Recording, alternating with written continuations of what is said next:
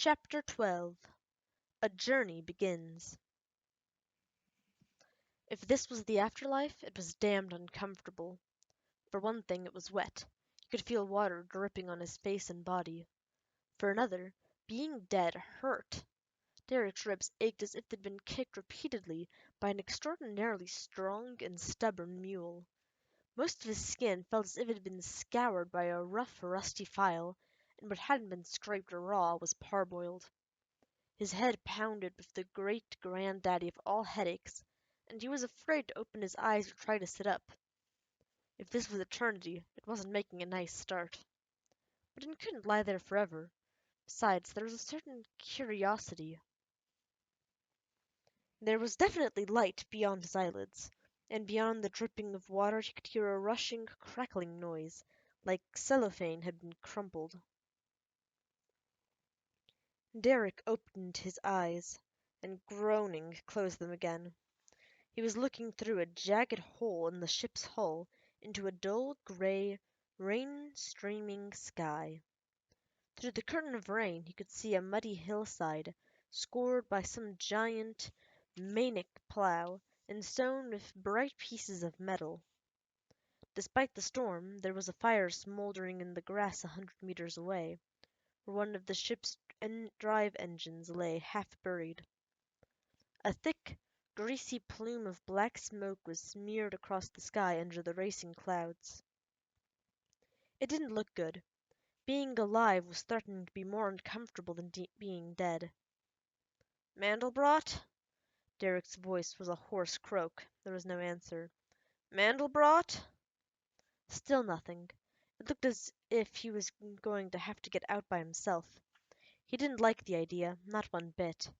Derek moved to unbuckle his crash webbing. It was a mistake. He screamed and promptly blacked out again. It had stopped raining, and the grass fire was out when he came back to consciousness again. Reality, Part 2, he muttered to himself. There was still a throbbing ache in his left arm. His right seemed to be functioning, if badly bruised. He forced himself to look. Yes, the left forearm was definitely fractured, the skin puffy and discolored, the arm canted at a slight and very wrong angle. The sight made him nauseous. Great, all you need to be is sick all over yourself. What if you've got broken ribs or internal injuries? Derek leaned his head back and took several deep breaths until his stomach settled again. Reaching over with his good hand, he tightened the left harness of the webbing until his shoulder was tight against the seat. Then he grasped his left arm at the wrist, took a deep breath, and held it, and let it out again with a shout. He pulled hard. Bone grated against bone. When Derek came to consciousness for the third time, he checked the arm. It was bruising nicely, but it looked straight now. He could wiggle his fingers, make a weak fist. The pain made him want to whimper, but there was nothing he could do about it for the moment. "Okay," he breathed. "You gotta get out, find the first aid kit, get the painkillers, and the quick-knit pills," he told himself. "You can do it." Using his right hand, he unbuckled himself, squirming for the right hand buckle at his shoulder. The pain stabbed at his chest. Broken ribs, too, if nothing worse. He was starting to get to sweat, coldly, and the periphery of his vision was getting dark. Shock. Just take it easy. Just breathe for a few seconds. Gingerly, Derek tried his legs. His left ankle had been wrenched badly, but he thought he might be able to put weight on it, and his right thigh was bloody under the torn pants, but everything worked. Fine. Let's see if we can stand. He pushed himself up with his one good arm, cradling the other. The movement, coupled with the throbbing head, made the ship swirl about him. For a moment the world threatened to go away again. Derek fought to remain conscious. "No," he pleaded. "The last thing you want to do is fall. You might not make it up again." After a minute the landscape stopped its ponderous waltz around him, and he could stand. The cabin was a total loss. The floor was buckled, gaping holes had been torn in the bulkheads, and everything was sitting at a slight downhill angle. Derek noticed Mandelbrot immediately. The pilot's seat had been sheared off during impact and lay on its side at the bottom of the cabin slope. Mandelbrot was still in the seat, his body dented, dinged, and scratched. "Mandelbrot?" Derek called again, but there was still no answer. First things first, he told himself. Where's that kit? It should have been on the near wall. It wasn't. After a stumbling search through the nearby rubble, Derek finally located the white and red box. He fumbled open the catch and tore open a vial of end pain. He stabbed the injector into his thigh with a hiss of the air jet. The medication felt cool, and he could feel it spreading. The pain began to fade, the headache to ease. After a few minutes he was feeling vaguely human again. He found the quick-knit tabs, read the instructions, and swallowed two. With the pain temporarily subdued, he rigged a splint from a piece of plastic and the cloth covering of one of the seats. The arm felt better secured and placed in a sling. He knotted it with his teeth. Derek was beginning to feel alive once more. Alive enough to know that he was still in deep trouble in a world he didn't know, and maybe half a continent or more away from the robot city and help. He could still hear the central computer via his ChemFet link, but the damn thing still didn't respond to him as had the original. It would have been easy to order a squad of robots to find and rescue them. And if pigs had wings. Derek had to have Mandelbrot. Without the robot, this was going to be very, very touchy. The quick-knit tabs would heal his arm in a week or two, if he didn't refracture it rummaging through the wreckage, if there were no internal injuries that crippled him first, if there was nothing on this planet that decided he looked tasty, if he was still alive in a week. Derek made his slow way over the broken hull to the robot. The seat had pinned Mandelbrot to the wall. Derek braced his back against the cabin wall opposite the robot, planted his feet on the seat supports, and shoved.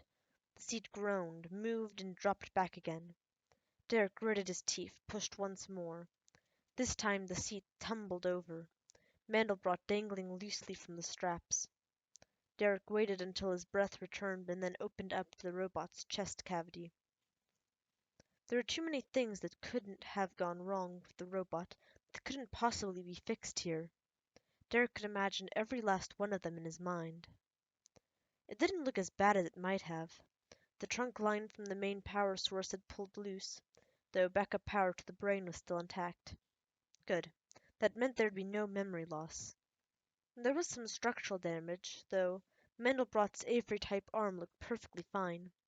The optical circuits had taken quite jarring. Derek wouldn't be surprised if there were problems there when he powered up the robot. And it was going to be fun working with one hand. Only one way to find out, he muttered, then shook his head. Who in space are you talking to? It took an hour to find the toolbox, another to one-handedly slice the bad power cable and jury-rig the socket. He had to stop halfway through to hit the painkillers again. The headache was back and his ribs made every breath an agony. The soldering tip trembled in his hand as he made the last connections. He wiped sweat from his eyes and straightened. He closed the chest compartment and touched the power contact. A status light blinked to amber. One eye gleamed fitfully. The entire body shuddered. The head swiveled with a distressing squeal of grinding metal, and Mandelbrot looked in Derek's general direction. "Master Derek?" "Mandelbrot." "You're very fuzzy in my optical circuits. It would appear that the landing was not all we had hoped for." "It would appear so." Derek shrugged. "How are you?" "Checking." Mandelbrot's voice trailed off. The eye dimmed. After several seconds it brightened once more. "Systems check programming running. Main posturonic circuitry intact. 2 sectors damaged but recovered and backed up. Right optical circuits not functioning. Left out of adjustment. Neck sleeve joint misaligned. Main trunk connections damaged, but acceptable. Main and auxiliary power circuits acceptable.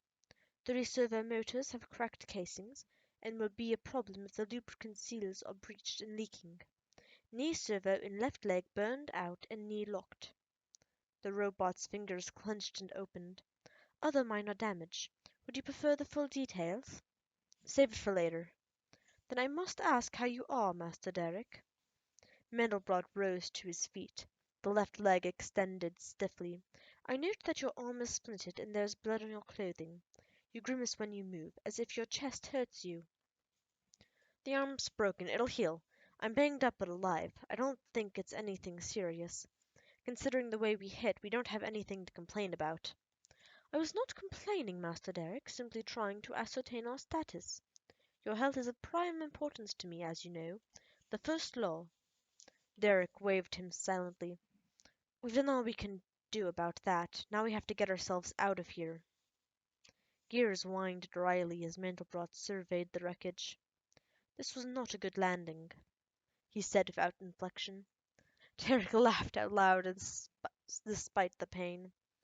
After Robot City, he didn't know what to expect from robots. Mandelbrot had either acquired a certain irony and deadpan humor, or come up with a good approximation of it. A first law response to make him feel more comfortable or not, it worked. Derek grinned. Actually, it was probably your best, he said. I'm surprised you got us down at all. What in the world happened? I'm still not sure, Master Derek. There was an alarm and then the impact.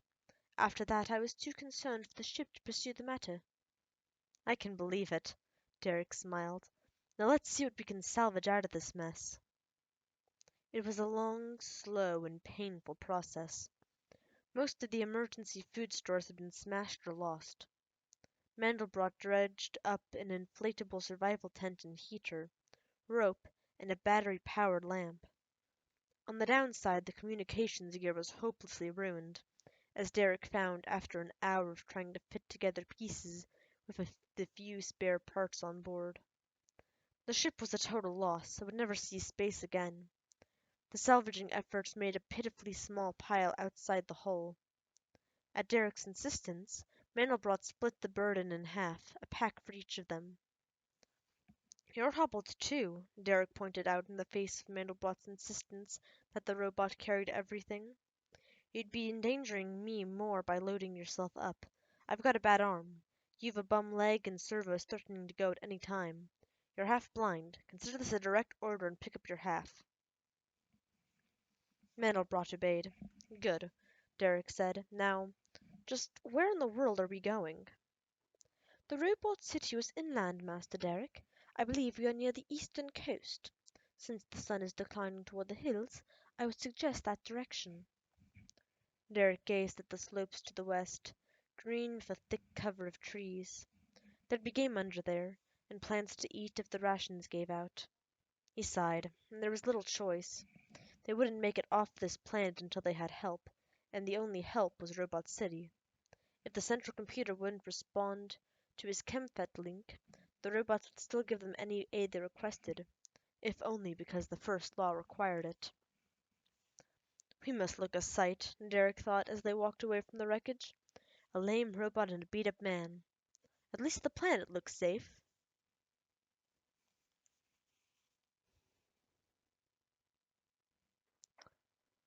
Chapter 13. A Chase Through the Forest. The laser from the hunter seared Silverside's flank. She hadn't expected it to react so quickly.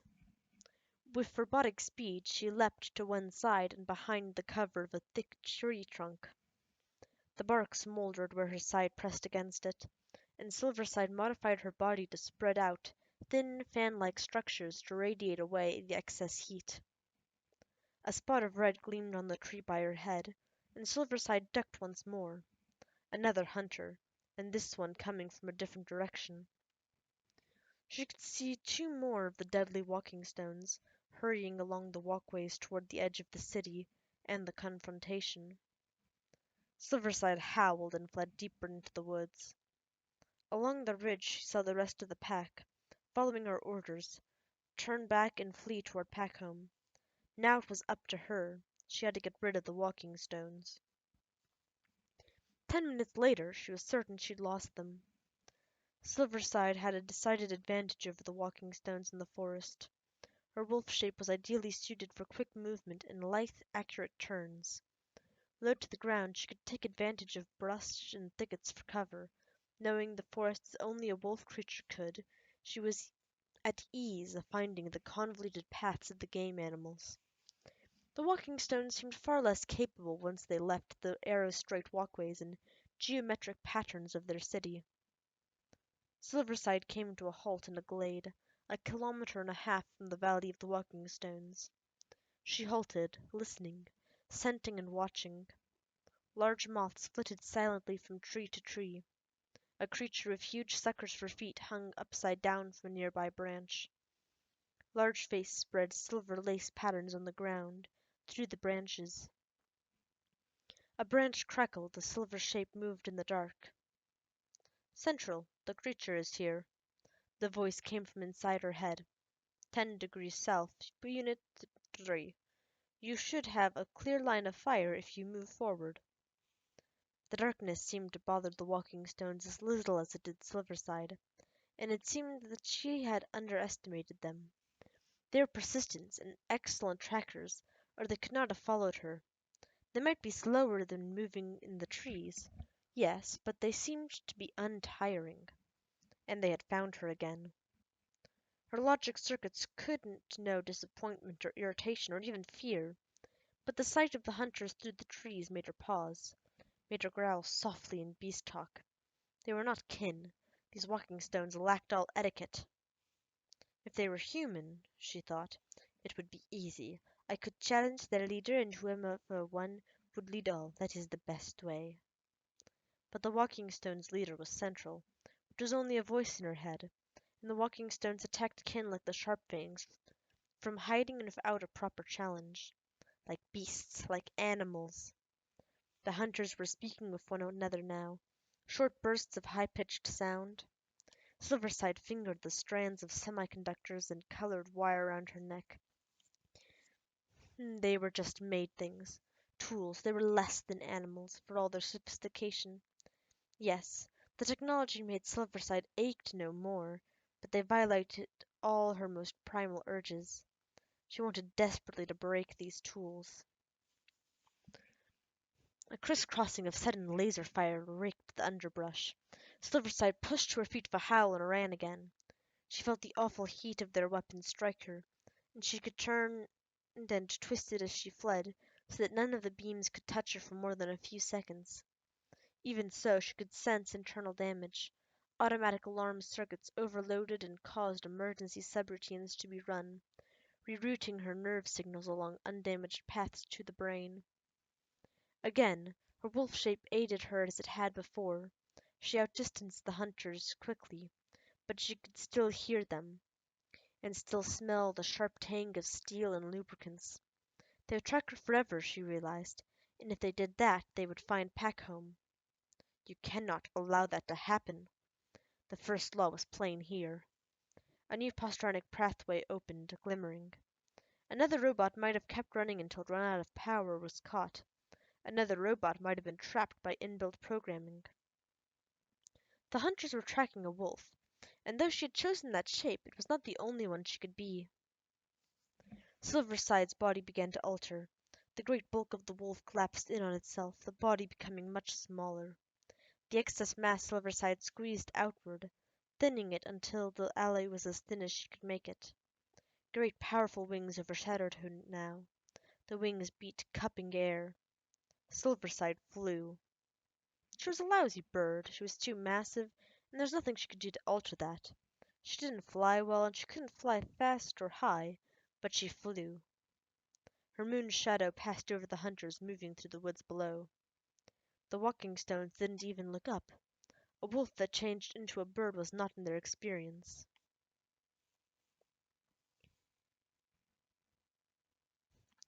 You're certain you left them behind? The sun was just peeking over the edge of the hills, and most of the kin had come out to greet Silverside as, in wolf form again, she loped from the forest. Kenai prowled the packed home ground outside the entrance to Packhome.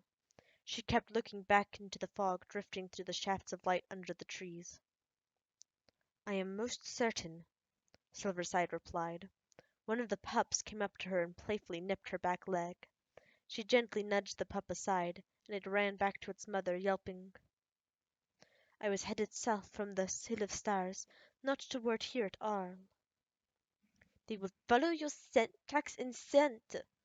Kenai would not let go of the argument, but at least it was in respectful kin speech, not hunt tongue, where Silverside might have been compelled to challenge her. I became a bird. I left no tracks, and the wind took my scent. You became a bird? Kenai's stance stiffened. She crouched slightly, offensively. That said more than her words. You doubt Silverside, Kenai? Life Crier asked, mockingly. You saw the egg. You seen Akela enter, which none of us could do. You saw Akela nada of the walking stones and escape the hunter's lightnings. We all know she's from the old mother, and yet you scoff. I believe her, Kenai, because I have listened to the tales of the old mother. I have faith. What have you? The kin gave barks of agreement, and Silverside could scent their pride in her. Kenai's lips lifted, exposing teeth. It doesn't matter, she said disdainfully. Bad or not, we've still done nothing about the walking stones. All we've accomplished is to anger them, and if they come here, to back home, we will all die. Silverside might be able to kill one, but what about the rest of us? Kenai's tail thrashed dirt.